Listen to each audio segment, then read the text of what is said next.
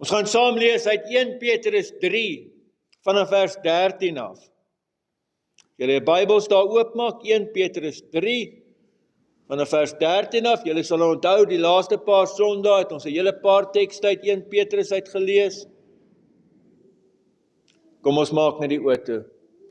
Here almagtige God, dankie dat ons in die kerk mag wees, beskik van hierdie wind wat hier buite waai. Ja, ons hoef nou nie hier buitekant onder 'n boomkerk te hou nie. U het vir ons gegee dat ons mag hier in 'n gebou veilig sit. Beskik teen die weer. Ons eer U daarvoor. Dis net genade, Here. En dankie daarvoor. Dankie dat ons ook 'n Bybel mag lees in ons eie taal. En ons wil kom bid dat U regtig hierdie woord sal gebruik en dat U met ons sal praat. Kom spreek, Here, want U kinders luister. Amen.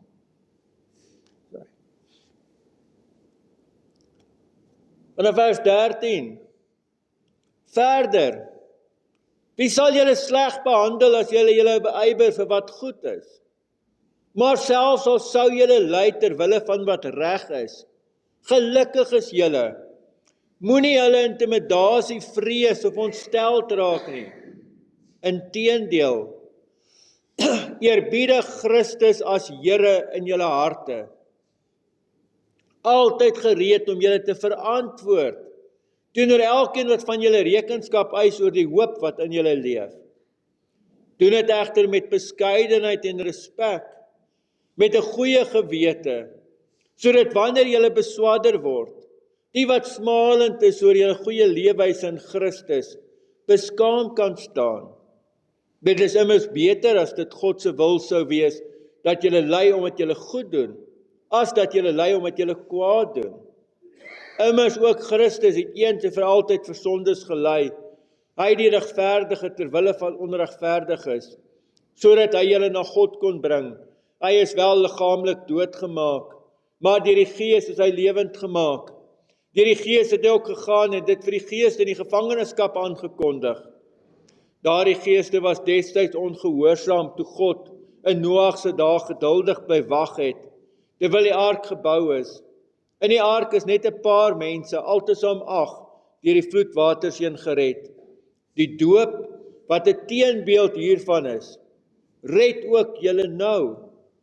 Die doop dien nie as 'n verwydering van die vuilheid van die liggaam nie, maar as 'n smeekgebed tot God om 'n skoon gewete op grond van die opstanding van Jesus Christus, hy wat aan die regterhand van God is, nadat hy die hemel binne gegaan het en engele, magte en kragte aan hom onderwerp is. Geliefdes, ons lees tot sover.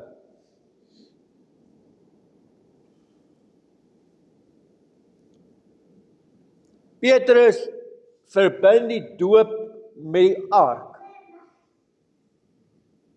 Nou ek het in my lewe dit nog nooit gedoen. Nee, dit is my vreemde gedagte, dit is my vreemd hoe hy werk. Maar hy het gesê, die doop gaan nie oor ons liggame nie. Dit gaan nie oor water wat my en jou skoon was nie. Dit gebeur as ons bad of stort. Of gou daar by die wasbak jou hande was. Dit maak jou skoon.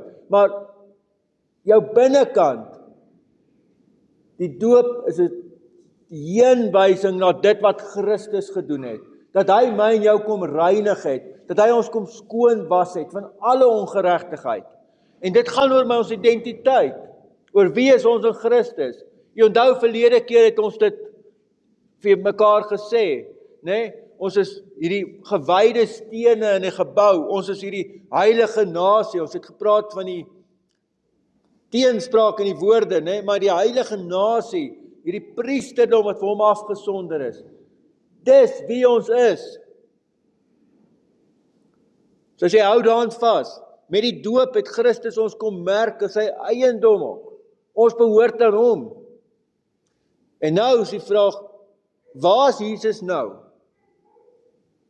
Ek en jy het in hierdie erediens al klaar baie keer bely, ons het gesing daarvan, ons het in ons geloofsbelijdenis gesê, Jesus het vir my en jou aan die kruis gesterf, maar hy het opgestaan. Onthou julle die eerste liedjie wat ons gesing het, onthou julle die prentjie daar van daai groot klip wat weggerol is voor die graf, né? Die graf is leeg. Jesus leef. En waar is hy nou? Petrus sê, hy wat aan die regterhand van God is. Hy het die hemel binne gegaan met hierdie triomftog, en hier sit hy aan die regterhand van God. Die regterhand wat die ereplek is, die regterhand wat gesag uitwys. Dit is die regeerplek. So Jesus sit daar en hy regeer. Glo ek en jy dit nog? Dit is vir my partykeer moeilik om dit te glo, julle. Ons leef in 'n land waar ek dink 'n regering leef wat nie aan die Here ongehoorsaam is, hè? Waar chaos en wêreldmagte lyk vir my of dit regeer. Petrus kom sê, hier is 'n waarheid. Christus regeer. Nie die Romeinse regering onder wie hulle gestaan het, wat maar net so korrup was en net so skelm was, hè? Nee, Christus regeer. En dan sê hy, weet julle, en ek wil dit weer vir julle lees. Verder, wie sal julle sleg behandel as julle hulle beywer vir goed is? So, as jy goed doen of jy beywer jou vir goed, dan behoort niemand jou mos sleg te behandel hê. Maar nou beleef ons juist die teendeel. En hulle het dit ook beleef. Hier word hulle terwyl hulle goed doen vervolg. Hier word hulle terwyl hulle goed doen sleg gesê. En die evangelie is baie duidelik. Ek en jy is nie deel van hierdie wêreld nie. Onthou, Petrus het geskryf, julle is vreemdelinge in hierdie wêreld. Hierdie is nie julle plekkie. Nee, julle is bywoners. Dis nie julle eie plek hierdie nie. Maar julle leef nou hier. En dan sit so mooi as hy sê, moenie hulle intimidasie vrees of ontstel raak nie. Toe ek dit lees, toe wonder ek, het Petrus in KZN gebly? Het hy nie in Natal gebly dalk nie, nee? Dat hy, wow! Hierdie intimidasie, hierdie vrees, hierdie magte, sal altyd in die werk wees in die wêreld. Die Bybel is nie, kom ek sê so mooi, die Bybel draai nie boekies om oor dit nie. Nee, dit is wat dit is. Einde van storie. Maar, hy sê daar is 'n groter werklikheid en daar's 'n waarheid wat ons vashou, en dit is dat Christus sit aan die regterhand van God die Vader. Wat maak hy daar? So klaar gesê hy regeer. Hy is die een wat in beheer is, ek en jy glo dit, ons bely dit. Verder, onthou ek het my sonnaarskool uit, hoe hulle my geleer het, hy pleit vir ons by die Vader. Christus pleit vir ons by die Vader. Vir jou. Verder het Johannes gesê, hy gaan om vir ons 'n plek gereed te maak. So dit wanneer ek my hoof eendag neerlê vir oulaas, dan weet ek, daar is 'n plek vir my by God. Ek weet nie hoe maak hy die plek gereed, ek verstaan nie dit nie. Maar ek hoef nie. Ek weet net daar's 'n plek vir my gereed. En nou skryf Petrus, hier is wie julle is. Dis die waarheid waaronder jy leef. En nou leef jy in 'n wêreld waar goed verkeerd gaan, waar dinge skeefloop, waar mense se gesondheid nie altyd reg uitwerk nie, waar ander goeders gebeur. Jy gaan in hierdie wêreld anders te leef, sodat mense jou hoop kan raak sien.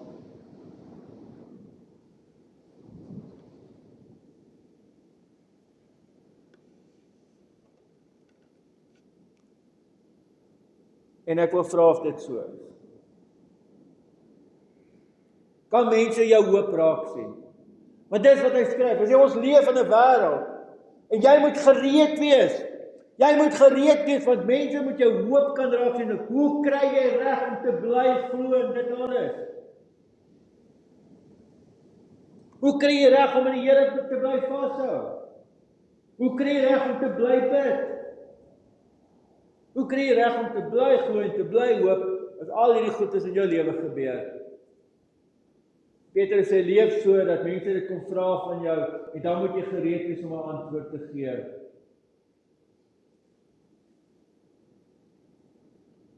Kyk net die waarskuwing in vers 16. Doen dit egter met beskeidenheid, met respek en nederigheid. Ek het op 'n tyd in my lewe baie Kaap toe gegaan. Ek het 11 keer die Two Oceans van hardloop, en dan gaan ons nou Kaap toe altyd vir dit. En die kleerlinge daar is ons 'n baie interessante mense. Ek is mal oor hulle het maniere om goeders te sê ook. So ek woon 'n diens daarby. Nou praat hierdie ou en hy vertel van al die goed wat hy aangevang het en gedoen het.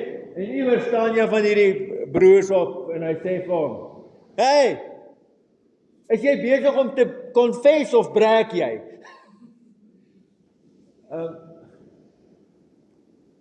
Ons is nie besig om te spog of te breek as dit oor ons geloof gaan nie. So weet jy wat dink ek beteken dit om dit in beskeidenheid te doen? Is om heel eers te erken. Ek sukkel ook. Kan ons menslik eerlik wees met mense wat vir ons vra, hoe kry jy reg om te glo? Sê eerlik, Jesusie, maat,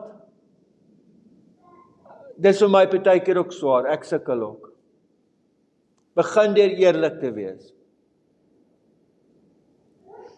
Weet jy, partykeer voel dit vir my, of ek hou met die laaste bietjie krag aan God vas, en dan kom ek eintlik agter, maar dis hy wat my vashou, anders het ek lankal geval. Kan ons so dit eerlik broos wees en nederig wees. Dis God wat my vashou. Dis sy genade. Ek kry nie elke dag alles reg nie. Ek kry ook nie elke dag reg om net te glo en aan te gaan nie. Maar God hou vir my vas. En daar's my hoop. En daarin leef ek. En daarom kry hierdie wêreld my nie onder nie. Al probeer hulle ook hoe hard. Hulle gaan my nie onderkry nie. Want Christus het die dood oorwin. Ja, hy het hom doodgemaak. En toe raak hy weer lewendig. Nou kan hulle hom nooit weer doodmaak nie. Jy besef dit, nee. Hulle kan hom nooit weer doodmaak nie. Want hy het self die dood oorwin. Hulle kan letterlik niks aan hom doen nie. En hy is my hoop. Hy is my hoop. En hy is my krag. En ek hou net aan hom vas, maak nie saak wat nie. En ek bid, dat ook wanneer dit sleg gaan, ook wanneer daar lyding is, dat ek en jy so mag leef, dat ander mense daai hoop van Christus in ons kan raak sien. Amen. Here almagtige God, baie dankie ook vir die teks. Here, pragtige teks, ongelooflike mooi teks. Gee dat ons so mag leef, dat ons ook hierdie teks waardig sal wees, tot eer van U heilige naam. Amen. Okay.